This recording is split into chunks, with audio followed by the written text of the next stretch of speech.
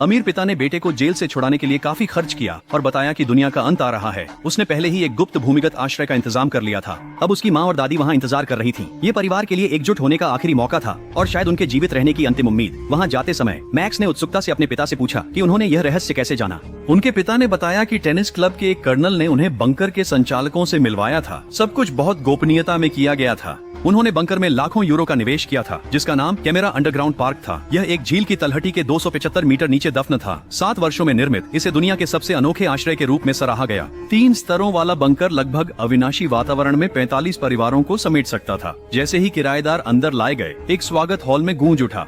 हर व्यक्ति को निजी सामान और मोबाइल रखने के लिए एक लॉकर मिला, जो ट्रैकिंग से बचाव के लिए था। यह सुरक्षा उपाय उनकी सुरक्षा की भावना को बढ़ाता था।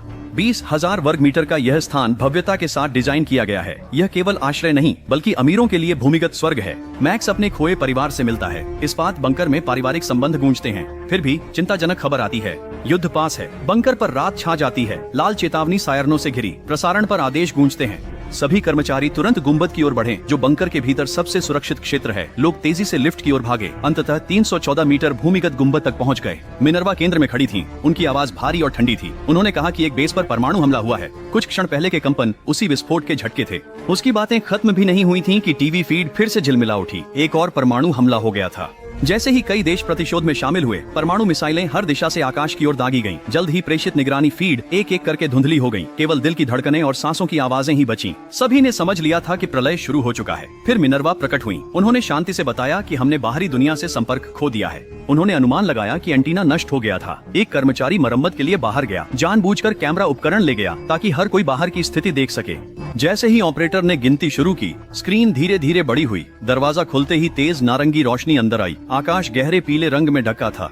उन्हें एहसास हुआ कि बंकर खतरे के खिलाफ अवरोध बन गया था। अचानक फीड कट गई। मिनर्वा ने सबकी ओर देखा और बोली, बाहर की स्थिति कल्पना से ज्यादा जटिल है। सभी को गुंबद के अंदर ही रहना चाहिए। आपको कंबल और खाना दिया जाएगा। शांत रहें और आराम करें। गुंबद से बाहर निकलने के बाद मिनर्वा ने संतोष से मुस्कुराया। उसकी सारी योजनाएं आखिरकार साकार हो रही थीं। देवियों और सज्जनों, हमने इसे सफलतापूर्वक कर दिखाया है। उन्होंने हमारी बातों को पूरी तरह से मान लिया है। इस बीच बाहर कोई आपदा नहीं थी, कोई विस्फोट नहीं, कोई परमाणु विकिरण नहीं। आकाश साफ था, झील अब भी शांत थी। बिल्कुल सर्वनाश नहीं हुआ। कयामत की सारी चेतावनियां झूठ थीं जो उसने बनाई थीं।